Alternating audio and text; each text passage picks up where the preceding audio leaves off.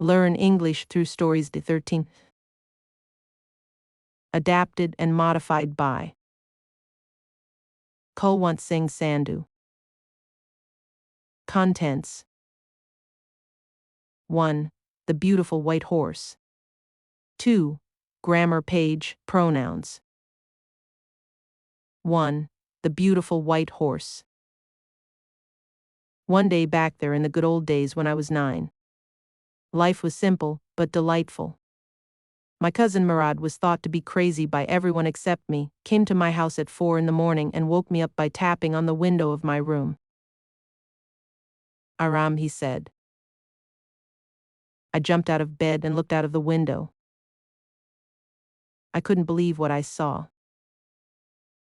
It wasn't morning yet, but it was summer and there was enough light for me to know I wasn't dreaming. My cousin Murad was sitting on a beautiful white horse. I stuck my head out of the window and rubbed my eyes. "Yes," he said in Armenian. "It's a horse, you're not dreaming, make it quick if you want to ride." I knew my cousin Murad enjoyed being adventurous more than anybody else, but this was more than even I could believe. In the first place, my earliest memories had been memories of horses and my first desire had been wanting to ride. This was the wonderful part. In the second place, we were poor. This was the part that wouldn't permit me to believe what I saw.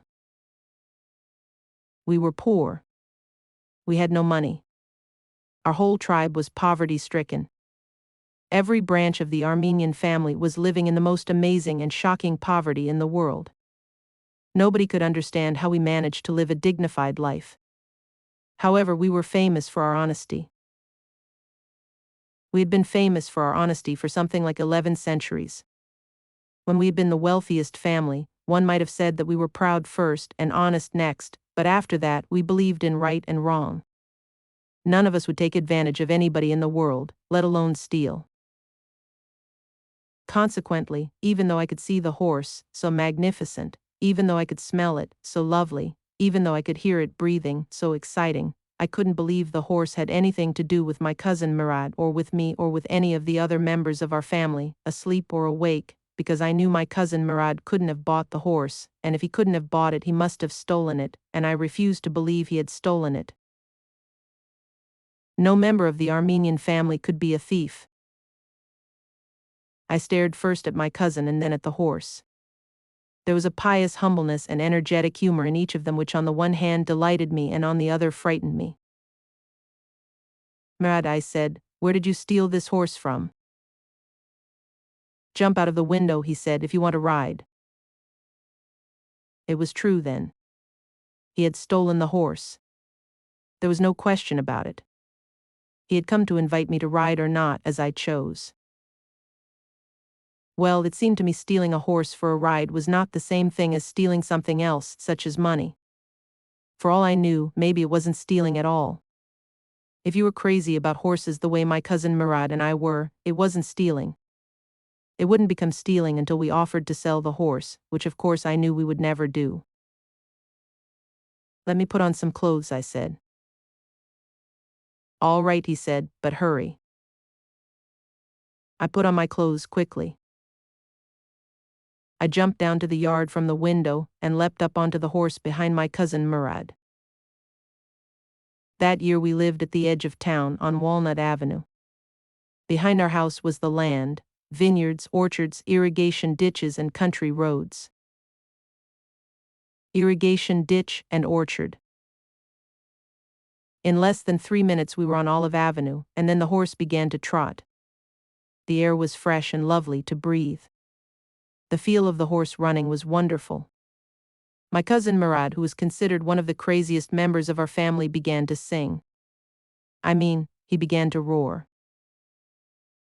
Every family has a crazy streak in it somewhere, and my cousin Murad was considered the natural descendant of the crazy streak in our tribe.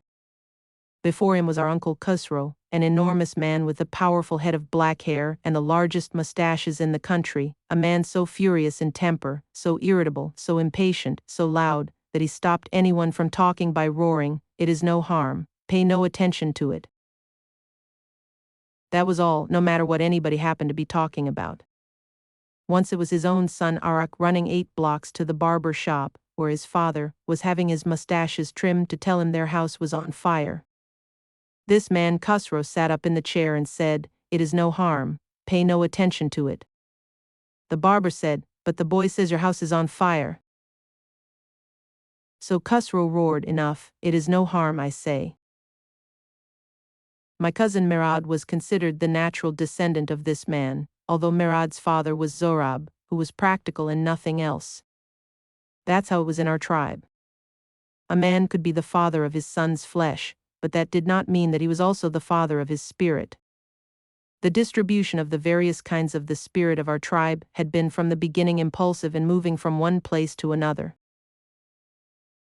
We rode, and my cousin Murad sang. For all anybody knew, we were still in the old country where, at least according to some of our neighbors, we belonged. We let the horse run as long as it felt like running. At last my cousin Murad said, "Get down, I want to ride alone." "Will you let me ride alone as well?" I asked. "That is up to the horse," my cousin replied. "Get down." "The horse will let me ride," I said. "We shall see," he said. "Don't forget I am skilled in handling horses." "Well," I said, "anyway, you can handle the horse and so can I." "For the sake of your safety," he said, "let us hope so. Get down." "All right," I said, "but remember you've got to let me try to ride alone." I got down and my cousin Murad kicked his heels into the horse and shouted, "Vizier, run." The horse stood on its hind legs, snorted, and burst into a fury of speed that was the loveliest thing I had ever seen. My cousin Murad raced the horse across a field of dry grass to an irrigation ditch, crossed the ditch on the horse, and 5 minutes later returned, dripping wet. The sun was coming up. "Now it's my turn to ride," I said.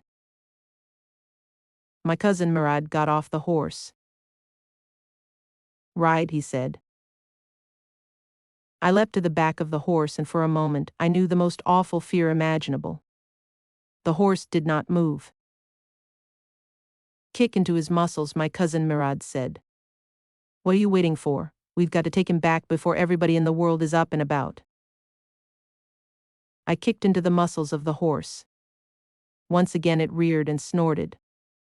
Then it began to run. I didn't know what to do.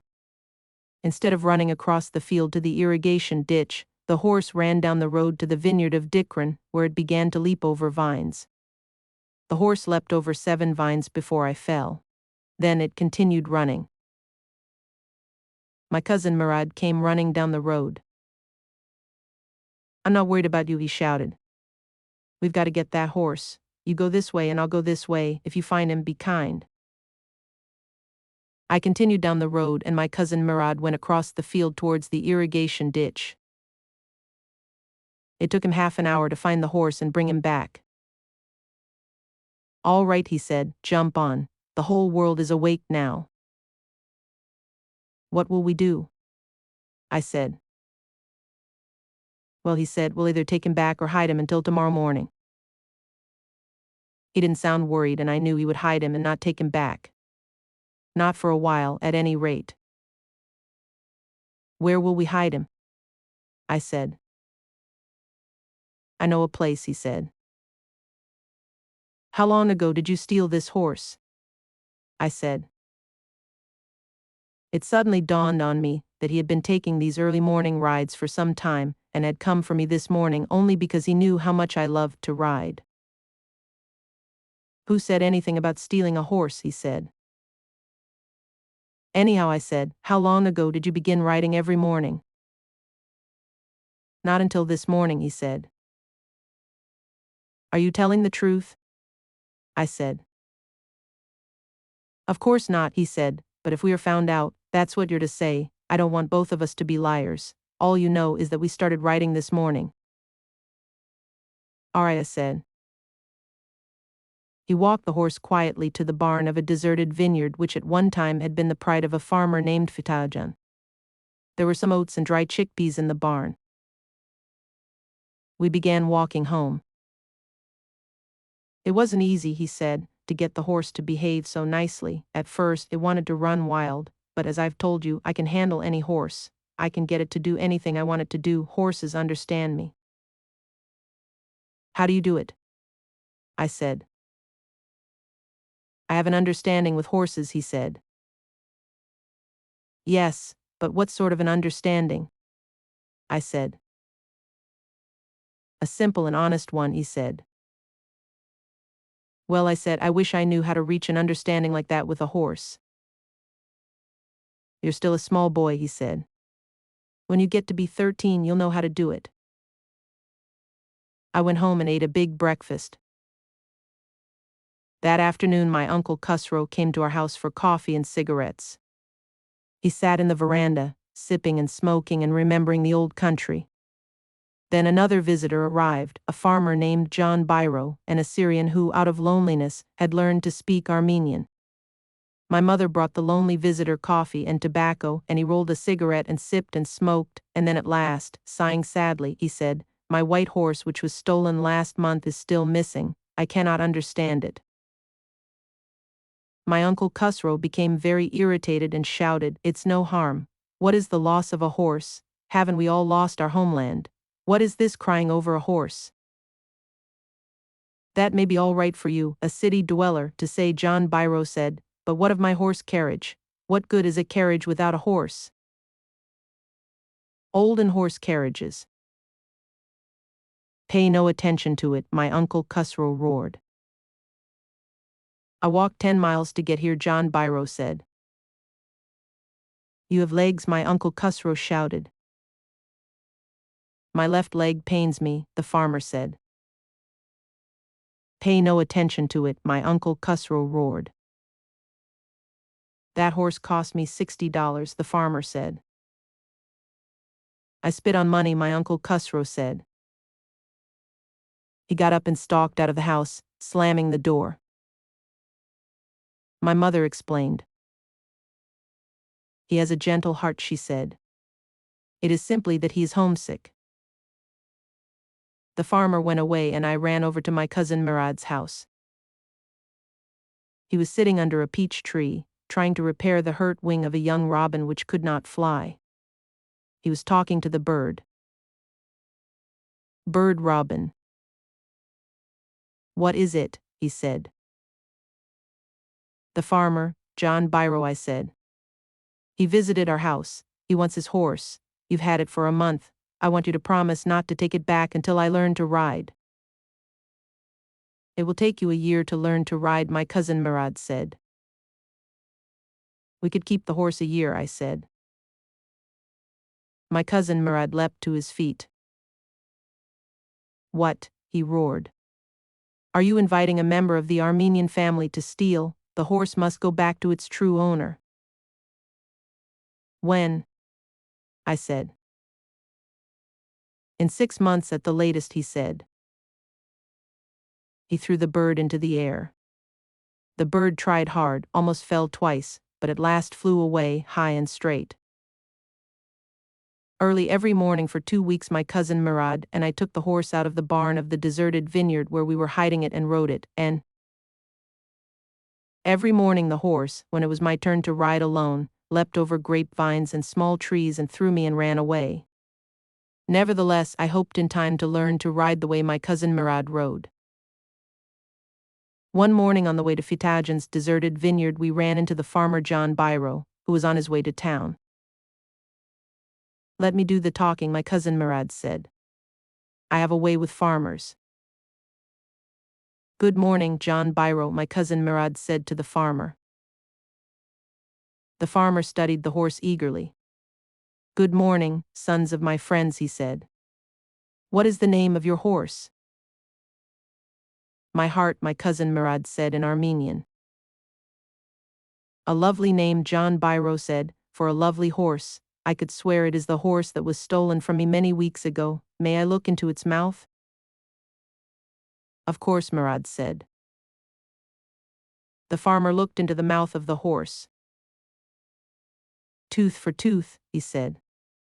"I would swear it is my horse if I didn't know your parents. the fame of your family for honesty is well known to me, yet the horse is the twin of my horse. A suspicious man would believe his eyes instead of his heart. Good day, my young friends. Good day, John Biro, my cousin Murad said.